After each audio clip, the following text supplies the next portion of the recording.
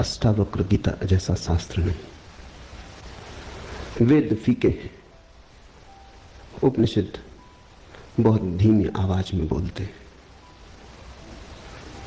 गीता में भी ऐसा गौरव नहीं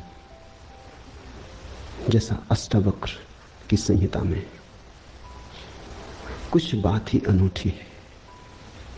सबसे बड़ी बात तो यह है कि न समाज इतना शुद्ध भावातीत वक्तव्य है, समय और काल से अतीत दूसरा नहीं।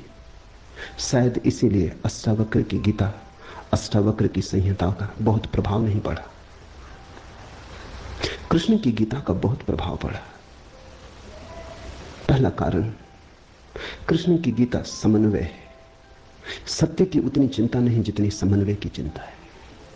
समन्वय का आग्रह इतना गहरा है कि अगर सत्य थोड़ा खो भी जाए तो कृष्ण राजी है। कृष्ण की गीता खिचड़ी जैसी है, इसलिए सभी को भाती है, क्योंकि सभी का कुछ ना कुछ उसमें मौजूद है। ऐसा कोई संप्रदाय खोजना मुश्किल है जो गीता में अपनी वाणी न खोज ले। ऐसा कोई व्यक्ति खोजना मुश्किल है जो गीता में अपने लिए कोई सहारा न खोज ले। इन सब के लिए अष्टावक्र की गीता बड़ी कठिन होगी। अष्टावक्र समन्वयवादी नहीं, सत्यवादी है। सत्य जैसा है वैसा कहा है, बिना किसी लाग लपेट के। सुनने वाले की चिंता नहीं, सुनने वाला समझेगा नहीं समझेगा इसकी भी चिंता नहीं। सत्य का ऐसा शुद्धतम वक्तव्य न पहले कहीं हुआ न फिर बाद में कभी हो सका। कृष्ण की गीता लोगों को प्रिय है क्योंकि अपना अर्थ निकाल लेना बहुत सुगम है। कृष्ण की गीता काव्यात्मक है। 2 2 5 भी हो सकते हैं, 2 2 3 भी हो सकते हैं। अष्टावक्र के साथ कोई खेल संभव नहीं, वहां 2 2 4 ही होते। अष्टावक्र का वक्तव्य शुद्ध गणित का वक्तव्य, वहां काव्य को जरा भी जगह नहीं, वहां कविता के लिए जरा सी भी छूट नहीं। जैसा है वैसा कहा है, किसी तरह का समझौता नहीं। कृष्ण की गीता पढ़ो तो भक्त अपना अर्थ निकाल लेता है, क्योंकि कृष्ण ने भक्ति की भी बात की है। कर्मयोगी अपना अर्थ निकाल लेता है, क्योंकि कृष्ण ने कर्मयोग की भी बात की है। ज्ञानी अपना अर्थ निकाल लेता है, क्योंकि कृष्ण ने ज्ञान की भी बात की है। कृष्ण कहीं भक्ति को सर्वश्रेष्ठ कहते हैं, कहीं ज्ञान को सर्वश्रेष्ठ कहते हैं, कहीं कर्म को सर्वश्रेष्ठ कहते हैं। कृष्ण का वक्तव्य बहुत राजनीतिक है। वो राजनेता थे, कुशल राजनेता थे। सिर्फ राजनेता थे इतना ही कहना उचित नहीं, कुटिल राजनीतिज्ञ थे, डिप्लोमेट थे। उनके वक्तव्य में बहुत सी बातों का ध्यान रखा गया, इसलिए सभी को गीता भा जाती है। इसलिए तो गीता पर हजारों टीकाएं हैं, अष्टावक्र पर कोई चिंता नहीं करता। क्योंकि अष्टावक्र के साथ राजी होना हो तो तुम्हें अपने को छोड़ना पड़ेगा। बेशर्त तुम अपने को न ले जा सकोगे, तुम पीछे रहोगे तो ही जा सकोगे। कृष्ण के साथ तुम अपने को ले जा सकते हो। कृष्ण के साथ तुम्हें बदलने की कोई भी जरूरत नहीं। कृष्ण के साथ तुम मौजू पड़ सकते हो। इसलिए सभी सांप्रदायिकों ने कृष्ण की गीता पर टीकाएं लिखी। शंकर ने, रामानुज ने, निम्बार्क ने, बल्लभ ने, सबने अपने अर्थ निकाल लिए।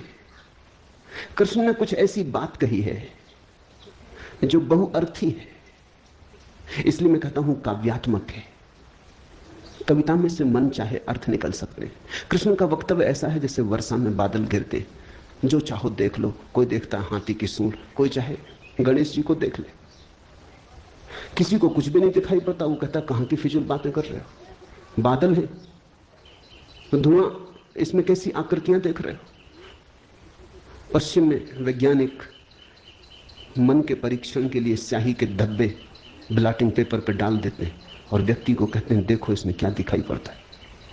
व्यक्ति गौर से देखता है, उसे कुछ ना कुछ दिखाई पड़ता है। वहां कुछ भी नहीं, सिर्फ ब्लॉटिंग पेपर पर दीवार पर वर्षा का पानी पड़ता है, लकीरें खिंच जाती, कभी आदमी की शक्ल दिखाई पड़ती है, कभी घोड़े की शक्ल दिखाई पड़ती। तुम जो देखना चाहते हो आरोपित कर लेते हो। रात के अंधेरे में कपड़ा टंगा है, भूत प्रेत दिखाई पड़ जाते। कृष्ण की गीता ऐसी ही है, जो तुम्हारे मन में है दिखाई पड़ जाएगा।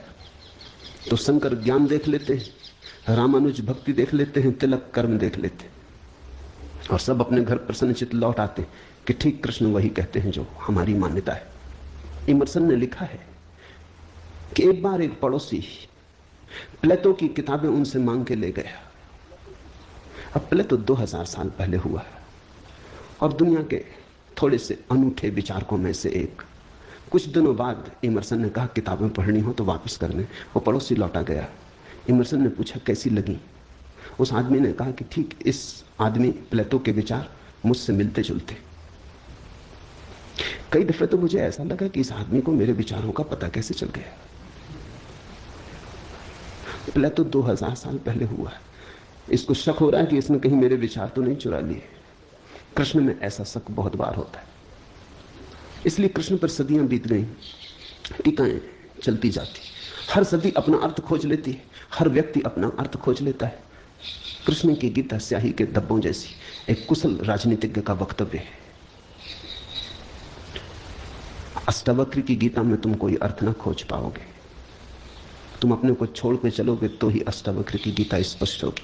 अष्टावक्र का सुस्पष्ट संदेश है, उसमें जरा भी तुम अपनी व्याख्या ना डाल सकोगे। इसलिए लोगों ने टीकाएं नहीं लिखी। टीका लिखने की जगह नहीं है, तोड़ने मड़ोड़ने का उपाय नहीं है, तुम्हारे मन के लिए सुविधा नहीं है कि तुम कुछ डाल दो।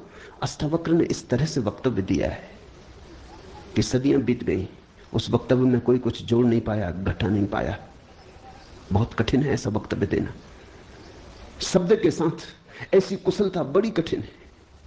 इसलिए मैं कहता हूं एक अनूठी यात्रा तुम शुरू कर रहे हो। अष्टावक्र में राजनीतिज्ञों की कोई उत्सुकता नहीं, न तिलक की, न अरविंद की, न गांधी की, न विनोबा की, किसी की कोई उत्सुकता नहीं, क्योंकि तुम अपना खेल न खेल पाओगे। तिलक को उकसाना है देशभक्ति, उठाना है कर्म का ज्वार।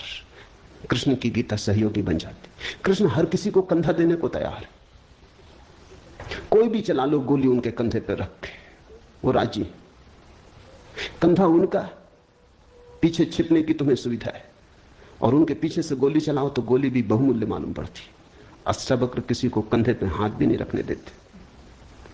इसलिए गांधी की कोई उत्सुकता नहीं, तिलक की कोई उत्सुकता नहीं, अरविंद विनोबा को कुछ लेना देना नहीं, क्योंकि तुम कुछ थोप ना सकोगे। राजनीति की सुविधा नहीं है। अष्टावक्र राजनीतिक पुरुष नहीं। ये पहली बात ख्याल में रख लेनी जरूरी है। ऐसा सुस्पष्ट खुले आकाश जैसा वक्तव्य जिसमें बादल है ही नहीं, तुम कोई आकृति देख ना पाओगे। आकृति छोड़ोगे, सब बनोगे निराकार, अरूप के साथ जोड़ोगे संबंध, तो अष्टावक्र समझ में आएंगे। अष्टावक्र समझना चाहो तो ध्यान की गहराई में उतरना होगा। कोई व्याख्या से काम होने वाला नहीं। और ध्यान के लिए भी अष्टावक्र नहीं कहते कि तुम बैठ के राम राम जपो। अष्टावक्र कहते हैं तुम कुछ भी करो वो ध्यान ना होगा।